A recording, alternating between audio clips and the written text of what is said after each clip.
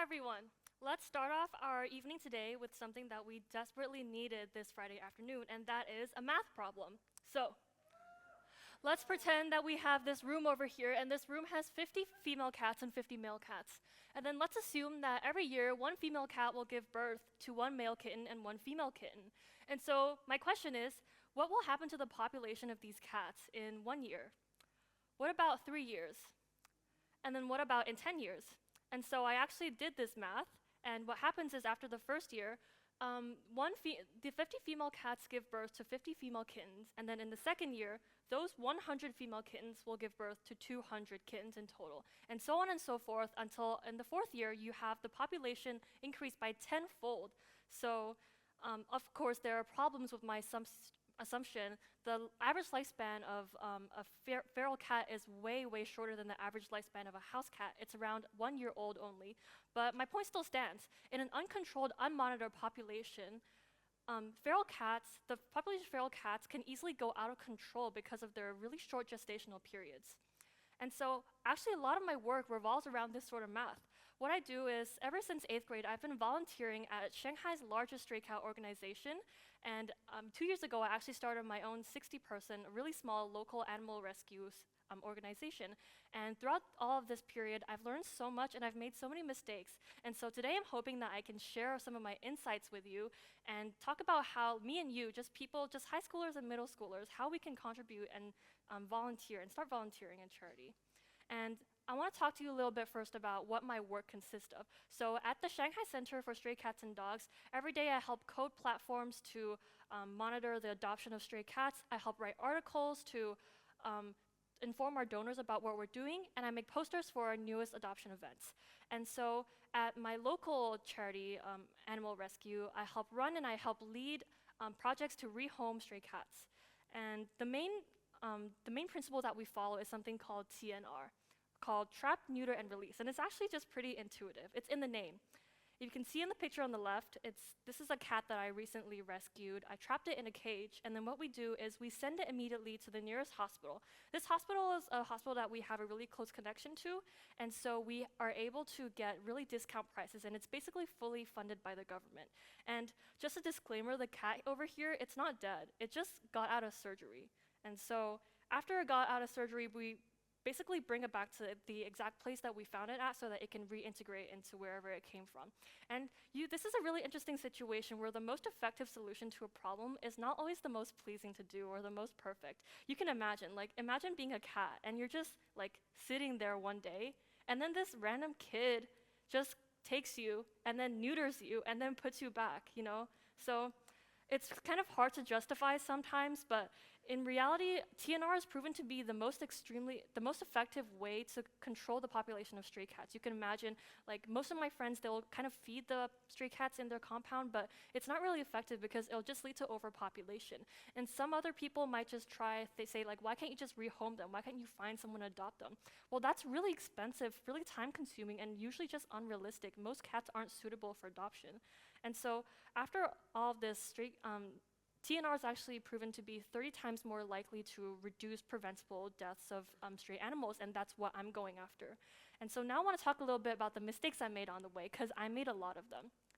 My first one was not making room for mistakes. And when I first started my own organization, I was really obsessed with doing everything perfectly and not making mistakes, like the problem says. But the thing is that I'm always going to make mistakes, and retrospectively, I wish that I could create safety nets and backup plans to my plan so that when I did make those mistakes, they wouldn't be as impactful. So I remember 2 years ago, I was trying to build shelters for the stray animals in my compound for the winter so that they could stay somewhere. But the problem, I even got a little section. I sectioned out land and I bought materials, and me and the volunteers, we built little houses. It was really cute, okay? But the problem is that I did not think that far. My fatal mistake was that I created signs that said stray cats live here. This is a shelter for stray cats. And then I totally forgot about the fact that I did not think that people would come and put poison into the cat shelters to poison them and kill them. And so what happened was that a lot of cats died, and that is a result of my mistake. And I'm honestly really ashamed talking about it still because I feel personally responsible. I was inexperienced and I did all of this, and many cats had to pay the price. So it's really, I wish that I had thought about it and went like, hey, I'm gonna make a mistake. I need to think more about this, okay? My second mistake is forgetting about leadership. When I first came here, I was so obsessed with like spending so much time and helping the cats and spending time like outside of my home doing stuff that I totally forgot that the core ideal of an organization is that you can build up a sense of leadership structure so that it can continue when you're gone. And so what happens is that in my local organization right now, there is one person who can help make initiatives, make plans, and propose projects, propose meeting times, collect donations and all that stuff, and that person is me. And so what's gonna happen when I graduate in June and leave? I'm not really sure, and I need to figure that out. So that's a mistake that I made. And now you're looking at me thinking like, what is my part in this? And I think that, especially if you have the means and the time, everyone should be volunteering in something.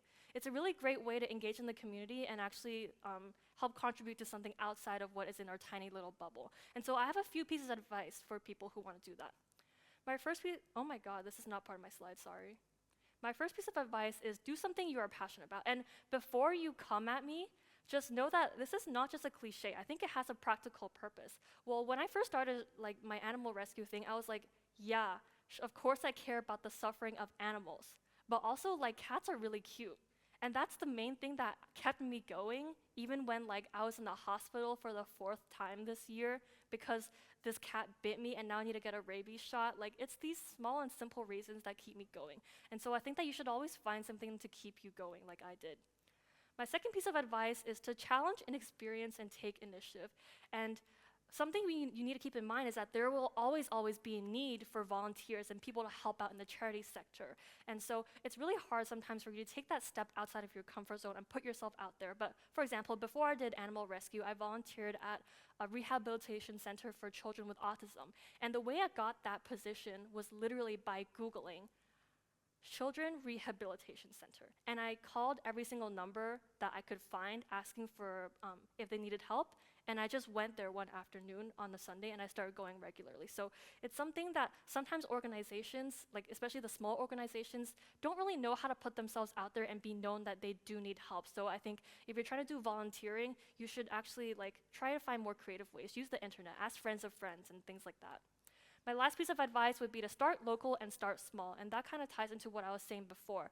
It's really like, obviously, we all care about things like, I don't know, like refugees, and we care about climate change, but it's really hard for us as teenagers to contribute to these things. So what I recommend is that just look at problems like nearby. Like, does the mall near your house does not have any like accessible ramps? Or like, is there a problem that you've seen but no one has ever addressed? And so that's just a good way that we can get started. And finally, I want to end this presentation on a more positive note.